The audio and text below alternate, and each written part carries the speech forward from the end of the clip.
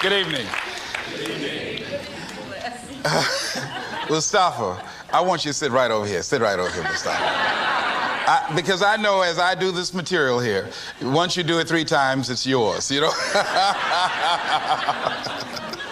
So I want you to be close to me. I want you to look at someone on your right and left, shake their hands and say, I'm doing better than good and better than most. Let's do that right quick, please.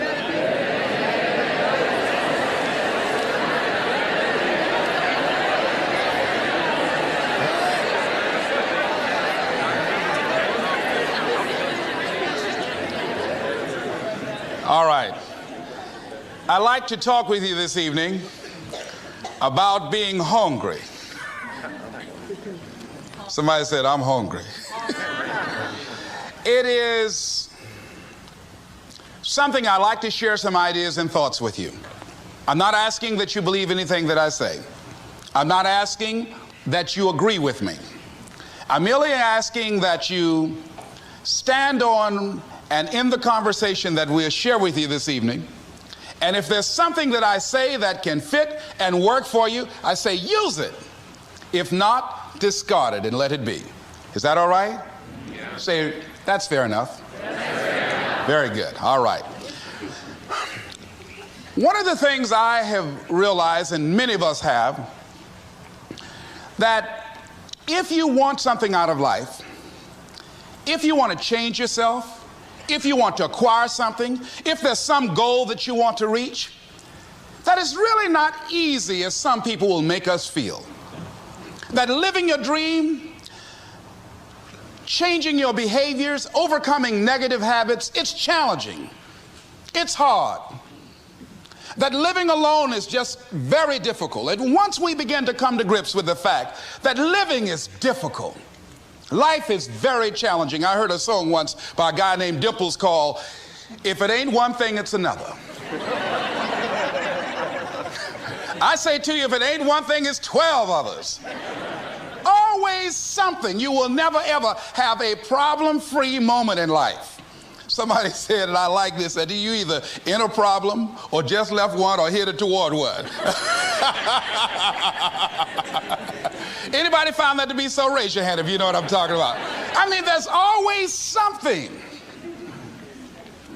So how do we begin to nurture that hunger? What are the characteristics or the qualities of people that are hungry? What will it take for me to get some of the things that I want?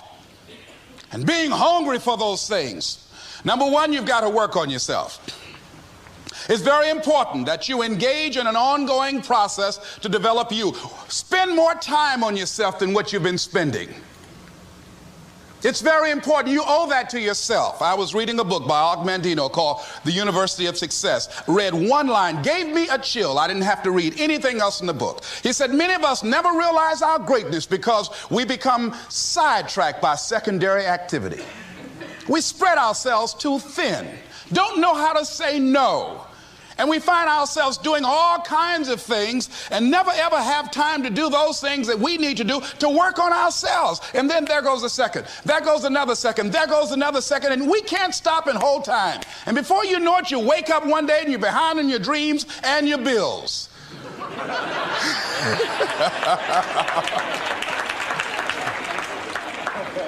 So decide that you're going to take some time to work on you, that you deserve that from yourself, that your life deserves some prime time because you are creating your own production. As Michael Todd would say, you are the star of your show. You are the director. You're writing the script. And you will determine whether your life is a smash office hit or flop. You determine that. Working on yourself, talking to yourself. That's so very important. Overcoming the negative conversation, that inner dialogue that's going on all the time, even when you don't want it to be there. You can't stop yourself right now from thinking. You can't do it. It's going on. And so learning how to empower yourself, part of doing that is standing up to yourself. You've got to stand up inside yourself sometimes and say, shut up.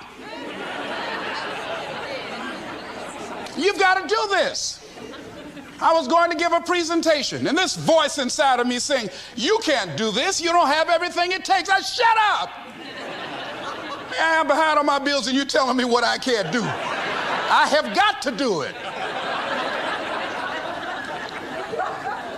You'll get scared sometimes. Your mind will go blank on you. Some people you will allow to unnerve you. And you wonder, what's wrong with me? I'm not crazy. That's why you've got to learn to make a conscious, deliberate, determined effort to stand up inside yourself. Working on yourself, watching that inner dialogue, it will determine the quality of your life. I don't believe this. I know this. I've had a challenge of losing weight. I'm walking through the airport, this voice say, why don't you have some M&M peanuts? No!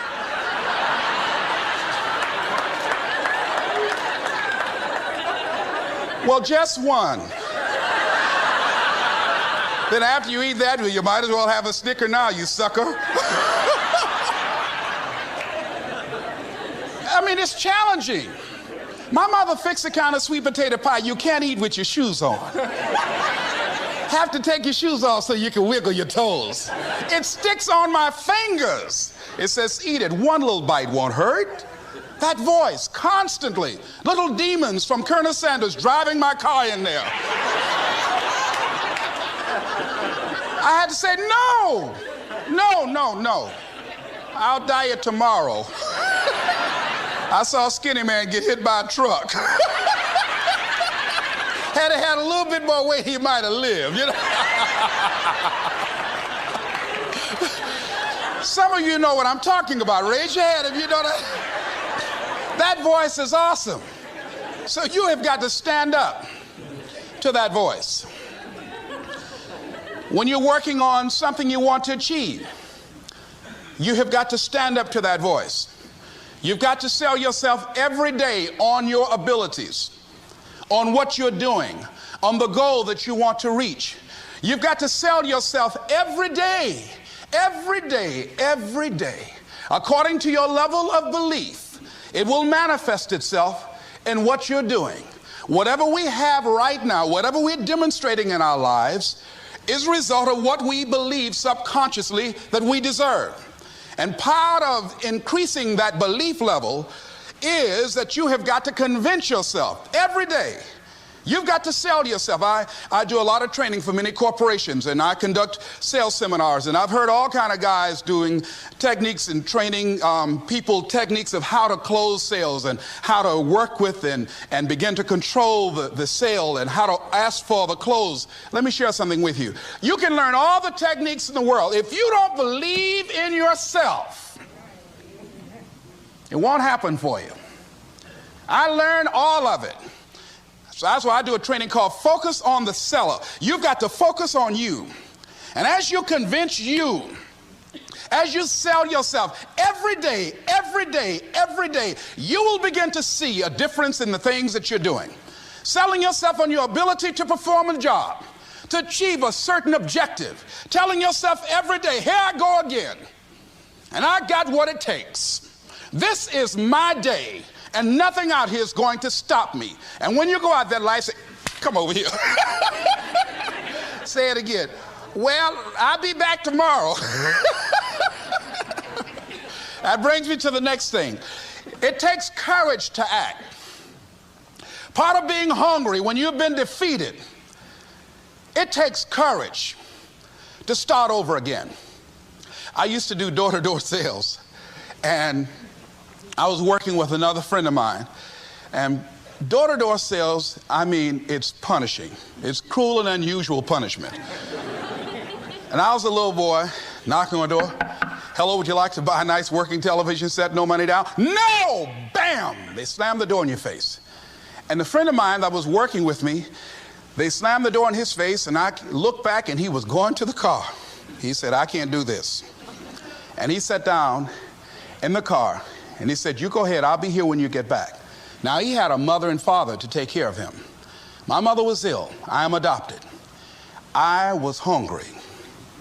I had to go on. I learned something about myself.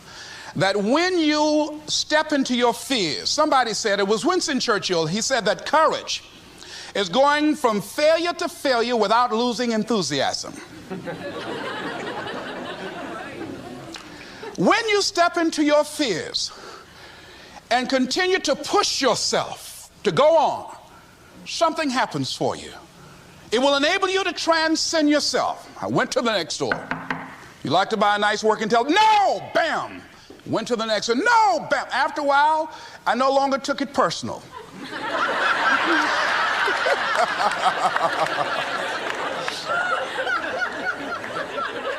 And I began to play a game. I said, well, I know there's a yes out here somewhere, and I'm going to keep on till I find it. And I'm not going home until I do. And I continued to knock on doors. And then somebody eventually would say yes. And I said, are you sure? And I would go in there and I would get the sale. When you have something you want to do, if you don't develop the courage to do that which has been given you to do, and you spend a lot of time going around trying to convince other people or trying to get their approval, what will happen is that you will lose your nerve.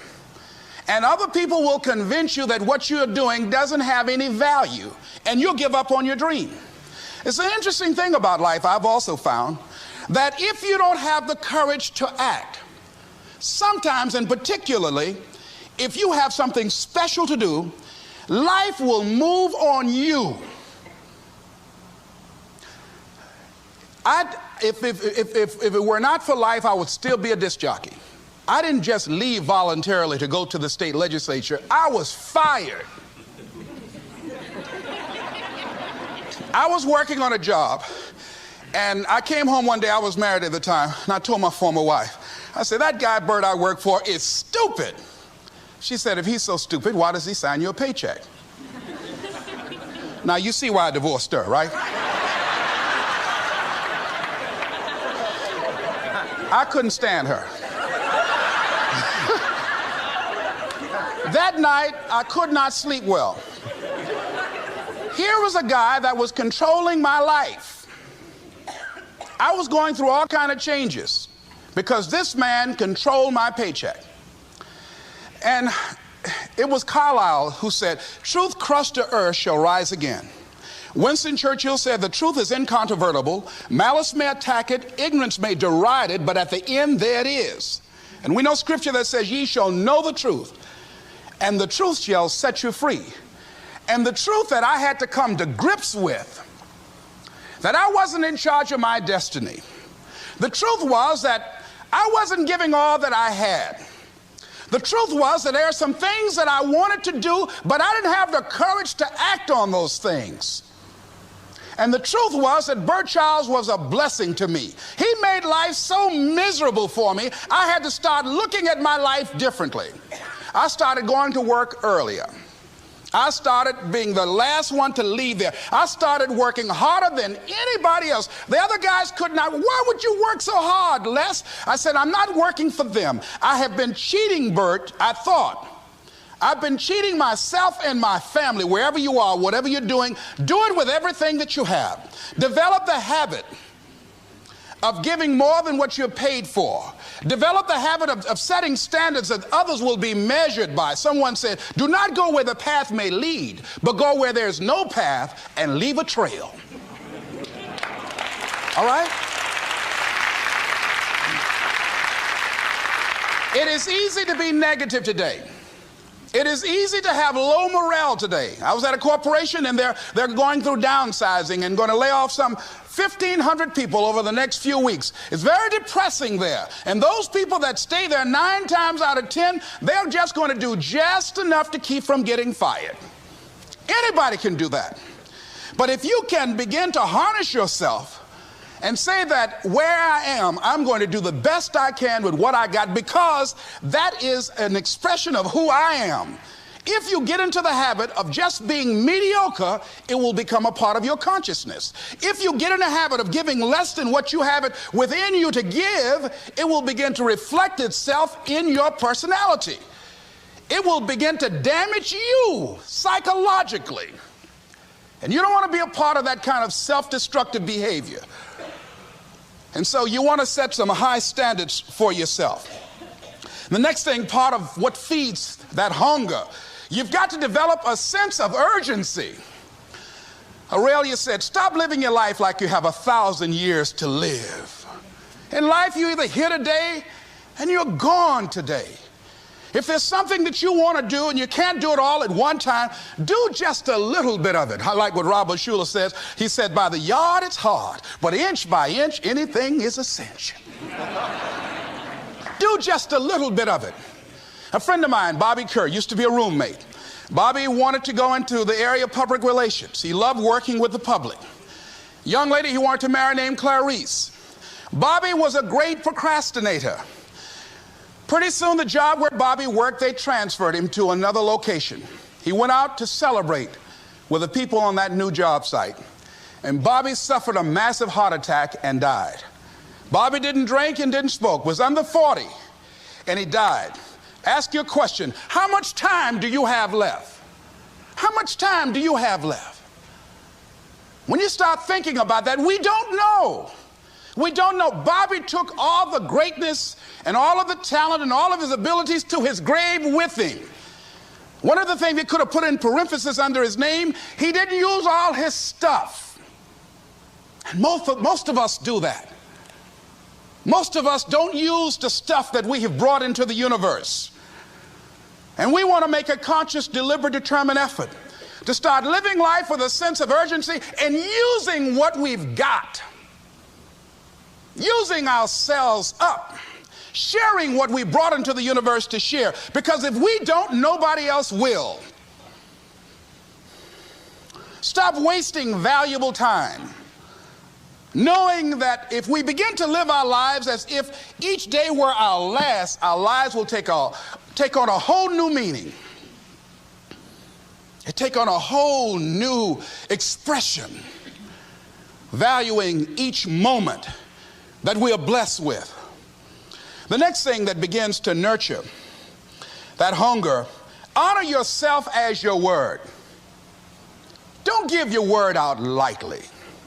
When you throw your word out there and you don't honor it, it makes a statement about you. If you decide to maintain a sense of integrity with yourself, that if I speak it, I'm going to live it. It's who I am. And I'm going to be very cautious in how I give my word to others, and most of all with the commitments that I make to myself, because I want my life to reflect my words and honoring who I am and what I express. Another challenging area in terms of nurturing and developing that hunger in yourself is learning the art of becoming single-minded. Learning how to concentrate, learning how to focus in. And you'll be surprised at the things that you're able to do. When you learn how to block things out, when you learn how to keep thine eyes single, you'll be surprised at the ideas that will come to you, of the people that you'll be able to attract, of the opportunities that you'll be able to see. You'll begin to see things that have been standing there looking you in the face, say, I can't believe this has been here all this time. Here's a habit that I do.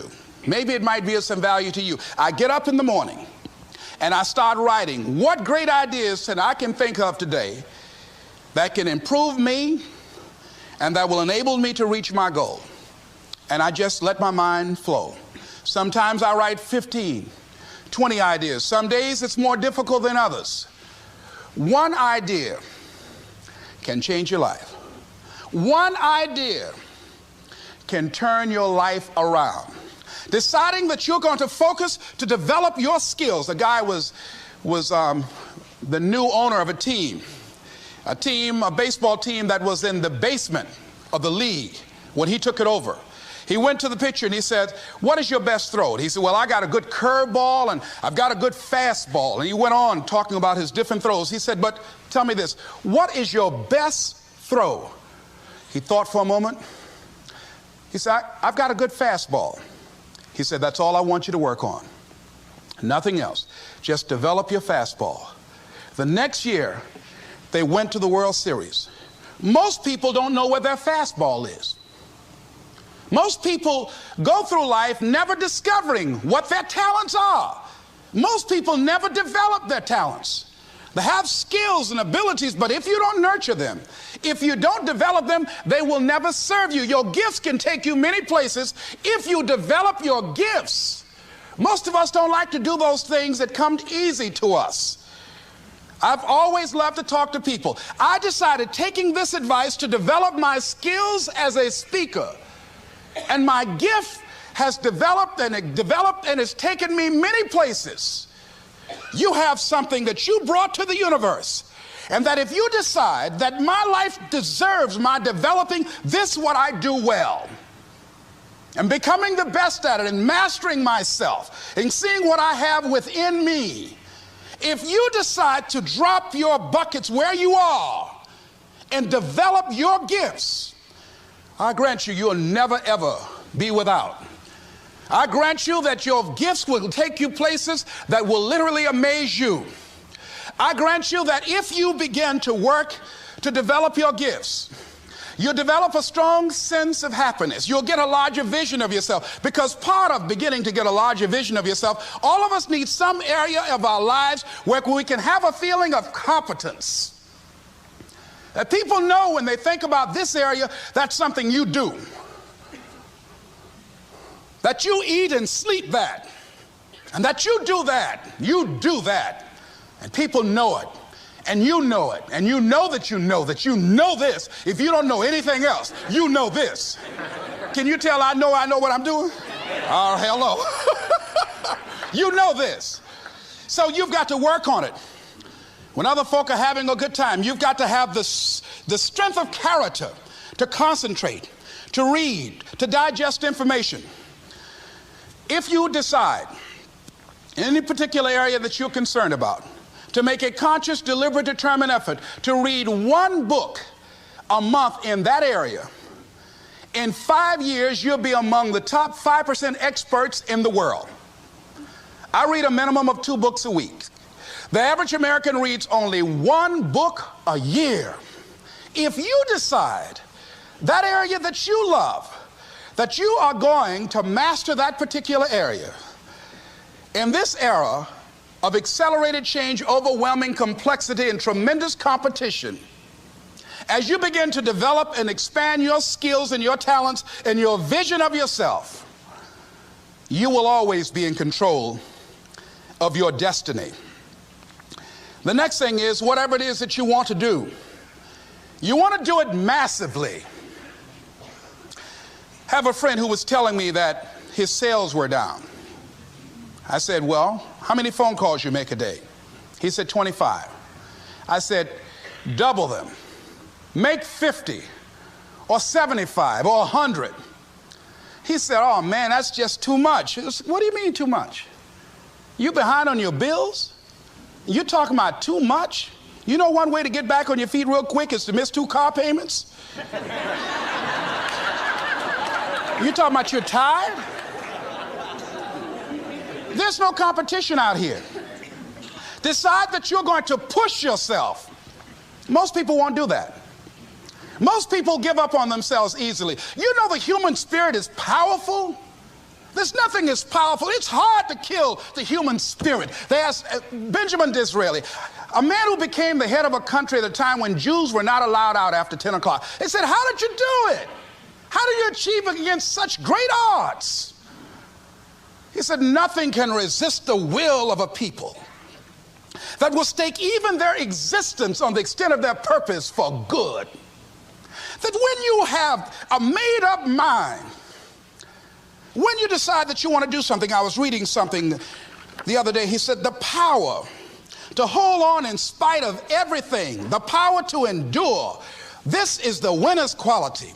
The hunger, the ability to face defeat again and again without giving up. This is a winner's quality.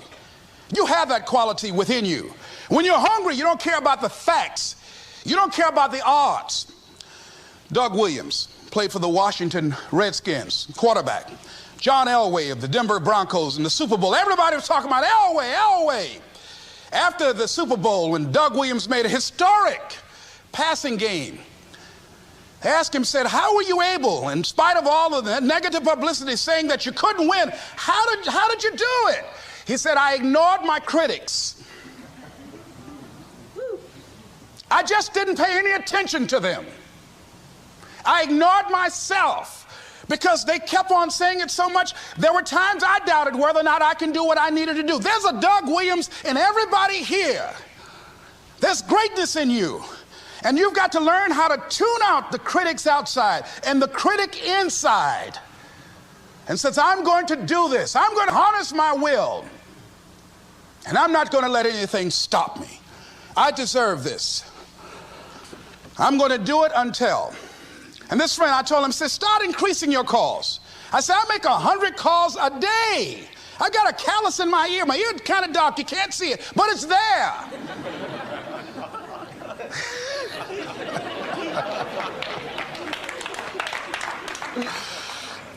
His sales have increased. He's working harder now. The other thing is that if you want something, you have got to be relentless. You've got to learn how to become resourceful. You've got to learn how to become creative. When crises strike in your life, and in the Chinese language, crises mean danger, but it also means opportunity. And this is an opportunity for you to grow. And you've got to be so relentless, regardless of what comes down the pike, that you're always looking for a way to get over, always looking for a way that you can break through, always looking for a way that you can win, always looking for a way that you can strike a telling blow. And pretty soon, I think there's some people watching us in the universe that say, wait, let's call a meeting over here. You know that guy Mustafa? Look at him down there. He won't stop. Just that fool don't know he can't get over. Look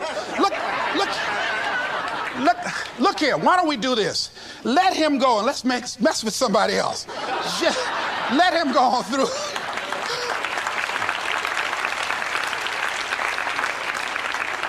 Life will just get tired of whipping you sometimes. And just say, let's just let this one go. I believe this. Now, no one has told me this, but I just kept on kicking. I didn't have sense enough to stop. I was intelligently ignorant. I didn't know what I couldn't do. So I just tried anything. And the fascinating thing about life, because you can't get out of it alive, you might as well have a good time, you know? You might as well have a good time. Live your life with passion, with some drive. I was giving a seminar the other day, and I mentioned that I was going to do some training in August with some young teenagers and take about 100 away to a 2 or 3 day camp and wipe them out. Been working on this. So after the speech, one of the parents walked up to me and said, Mr. Brown, I'd like for you to do something for my son. He's not motivated.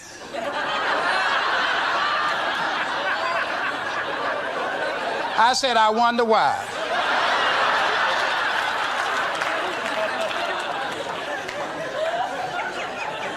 I wonder what's wrong with him. He had no fire whatsoever.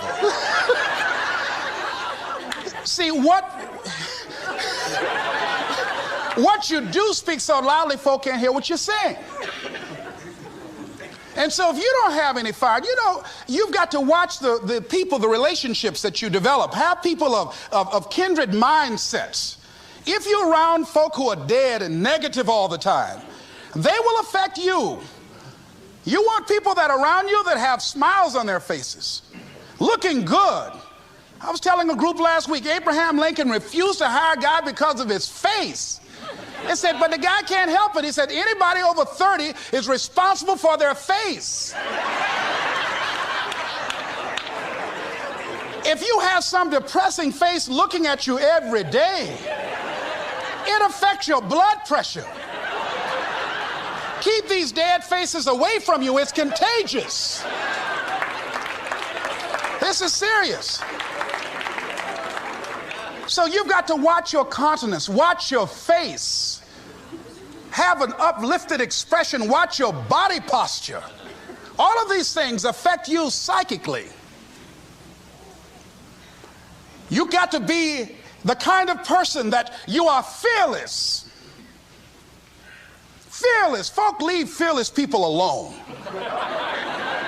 There's some people walk through a neighborhood and every dog in the neighborhood would bark at them.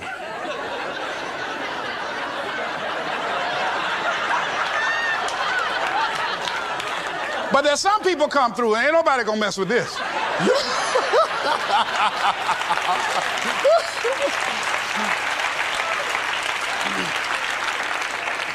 You are unstoppable. And because you are unstoppable, because you've got power that you haven't even begun to use yet, you owe it to yourself to release your brakes. How many of you have the experience of pulling out of your driveway and you mashed on the accelerator and the car was just going, and couldn't move, and you mashed harder and it couldn't move, and then you discovered you had your emergency brakes on. And then you release those emergency brakes and it goes, choo! Have you ever had that experience before? Most of us go through life with our brakes on, holding back, not giving all that we have, not sharing all of ourselves. Most of us go to our graves still holding on rather than releasing it. What are some of those things that keep us from releasing it? Because of past experiences, past defeats, past pain. We look back, well, it didn't work out then. It probably won't work out now. Many people get confused their performances with who they are. I was reading Pat Riley, the coach of the Los Angeles Lakers.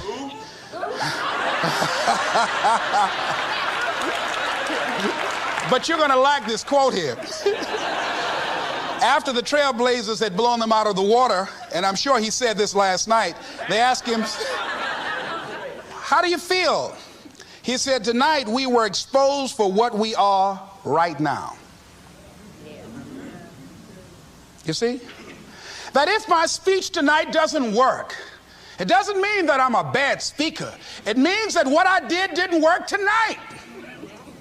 And I've got to separate what I do from who I am. And I've got another shot. See, the last chapter to your life has not been written yet, and it doesn't matter about what happened yesterday. It doesn't matter about the things that you've done that you feel guilty about. If you wouldn't do it today, you're convicting an innocent person. You've been reborn to a new state of consciousness. And as they say, if we knew better, we would do better. And so you begin to decide, I'm not going to be denied. I remember, and I was telling someone, and they asked me, would you repeat that again? I was interested in going into broadcasting. I'm adopted. And that was my key out. I wanted to make my mama proud of me. I was very much appreciative of what she's done for my brother and sister and I. And that was my way out.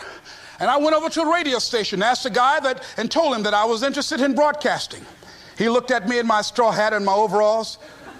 He said, you have any broadcasting background? I said, no, sir, I don't. What do you do? I cut grass. Young ladies asked me what kind of work I do, and I was working on a garbage truck. I say, well, I'm a sanitary technician. He said, we don't have any job for you. I decided that was something I was going to do. I decided I'm unstoppable. I'm going to go up in here and I'm going to do this. I started going to the radio station every day, developing a relationship with the people that were doing what I wanted to do. And that's what I encourage you to do. Whatever area you want to go in, find people that are doing it the way you want to do it and develop a relationship with them. When I decided to go in this area, I wrote letters to Dr. Norman Vincent Peale, to Zig Ziglar, to Dennis Waitley, all of the giants in this area. And I said, this is something I want to do. I've been following your career. Would you help me? Dr. Norman Vincent Peale answered my letter, did an article on me, wrote about me in the most recent book that he issued, and done many broadcasts about me.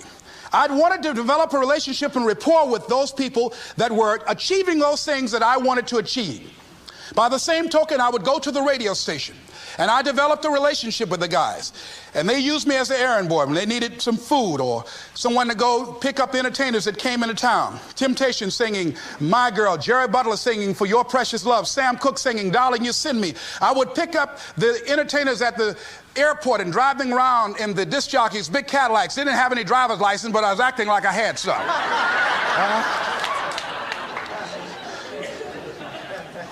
Every day I used to go home and work on my communication skills, developing myself. It was Whitney Young. He said, it's better to be prepared for an opportunity and not have one than to have an opportunity and not be prepared. Start working and developing yourself now and prepare yourself for what it is that you want, because you expect to get it. And when the disc jockeys were in the control room, I would go in and watch them and develop a trust level, and they would let me stay, and I would watch and observe them working the controls. When you want something out of life, don't worry about how you're going to get it. How is none of your business. The most difficult thing it is to hold the vision. It's to hold the vision. So there I was at the radio station. A guy was on the air and he started to drink by the name of Rock. I was outside the window looking at him and watching. Hungry and ready, saying, drink, Rock, drink. Pretty soon the phone rang. It was the general manager. I said, hello? He said, Les, this is Mr. Klein. I said, I know. He said, Rock can't finish his program. He's slurring his words. I said, I know. Can you work the controls until one of the other disc jockeys come in? Would you call them? I said, yes, sir. I hung the phone up. I said, now he must be thinking I'm crazy. I called my mama and my girlfriend Cassandra. Said, y'all come out on the front porch and turn up the radio. I'm about to come on the air.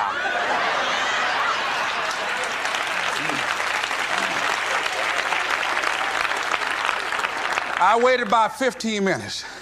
I called him back. I said, Mr. Klein, I can't find nobody. He said, well, why don't you go in there and work the controls until they get there? And don't say nothing here. I said, yes, sir. I couldn't wait to sit down at that turntable, Mustafa. I said, look out, this is me, LB, Triple P, Les Brown, your platter playing Papa. There were none before me, and there will be none after me. Therefore, that makes me the one and only. Young and single and love to mingle, certified, bona fide, and indubitably qualified to bring you satisfaction and a whole lot of action. Look out, baby, I'm your love man. I was hungry.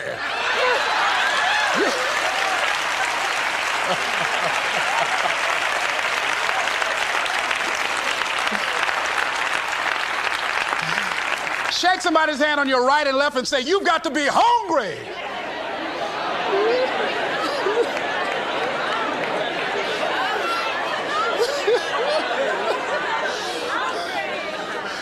Well, y'all something else. You hear me? You want to be persistent about what it is that you want to achieve. Alexander Graham Bell said, what this power is, I cannot say. All I know is that it exists, and it becomes available only when a man or a woman is in that state of mind in which he or she knows exactly what he or she wants and is fully determined not to quit until they find it. When our children are learning how to walk, how many times will your baby attempt to walk and fall and you just say, just sit down, don't try anymore, you've fallen 20 times.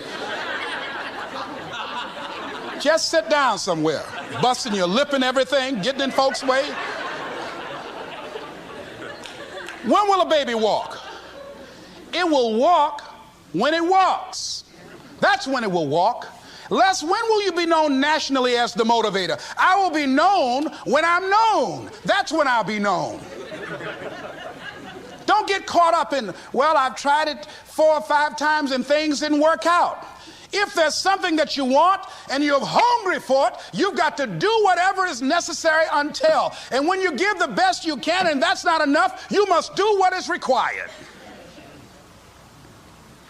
And don't give up on yourself. Don't throw the towel in so quickly. Many people give up on the 1-yard line, where if they have the determination just to keep on knocking. It's a funny thing about life. If you're home one day and someone is knocking on the door and you say, I don't want to be bothered today. And if that person just keep on knocking, say, can you believe that fool's still knocking? Pretty soon you say, what is it? What do you want? And that's how you've got to be about your dream. Some people, well, I guess ain't nobody home. I knocked on the door, but nobody came. I heard the television on and people were moving around, but I guess opportunity probably went out the back door. Oh, no. See, life is not just that simple. It's not that cut and dry. And that's why most people never realize their personal greatness, because they're casual about life. And when you are casual about life, you will end up a casualty. Life is serious business. So I encourage you to be persistent, to not decide that, well, I've done the best I can. I guess I just can't have it. Don't make that decision. Many of us make premature decisions about ourselves. Calvin Coolidge said something, a man who was a president that was not known for his eloquence or making any historical decisions, but something he wrote about persistence.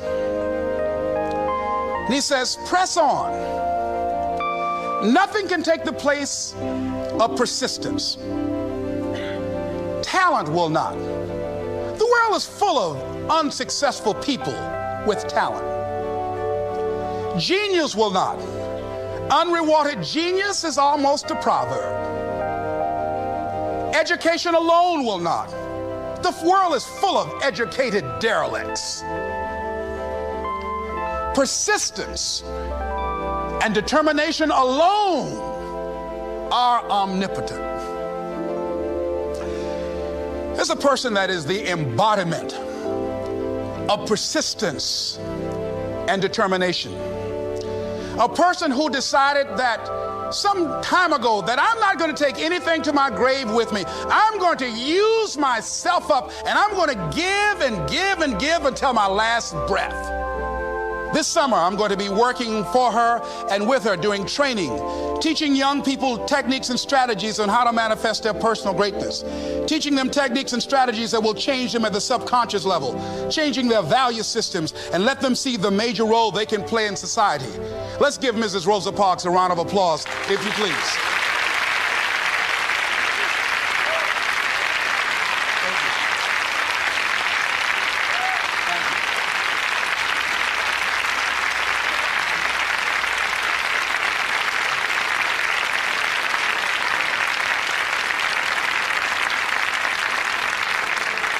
Here we are in the presence of greatness. Mrs. Parks, people over here couldn't see you. Would you come up? Could you? She's such a beautiful person.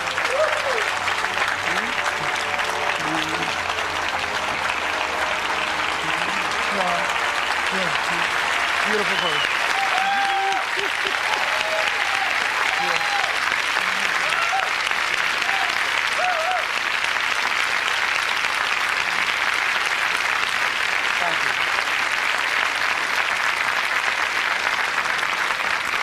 I encourage you to see Mrs. Parks and Mrs. Elaine Steele about the Rosa and Raymond Parks Institute for Self-Development. If you're interested in your children participating in that, they have some information over here to share with you. It is just fascinating and just a blessing to have this woman when a lot of folk who are giving up. And here this year she celebrated her 75th birthday and still has a dream of being an instrument of change. And there is a Rosa Parks in all of us who made a decision at one point in time, standing on the platform of oughtness, as Immanuel Kant talks about in a book called Critique of Pure Reasoning, that there's certain things we know we ought to do. We just know it. We owe it to ourselves and those around us. I don't know what your dreams are. I don't know what your goals are. But let me leave this with you. Mine is to be the best son that I can to my mother. Mine is to be the best father that I can to my children, and to be the best servant that I can to humanity, and the best man that I can to the woman that I've decided to share my life with. Whatever your goals are, I know that you can achieve them. Here's something that I'd like to leave with you. It says simply that if you want a thing bad enough to go out and fight for it, to work day and night for it, to give up your time, your peace, and your sleep for it, if all that you dream and scheme is about it, and life seems useless and worthless without it, and if you gladly sweat for it and fret for it and plan for it, and lose all your terror of the opposition for it, and if you simply go after that things that you want with all of your capacity, strength and sagacity, faith, hope, and confidence, and stern pertinacity, if neither cold poverty, famish, or gout, sickness, or pain of body and brain can keep you away from the thing that you want, if dogged and grim you besiege and beset it, with the help of God you'll get it. This is Mrs. Mamie Brown's baby boy, Leslie Calvin Brown, saying it's been a plum-pleasing pleasure as well as a privilege. Thank y'all. Here.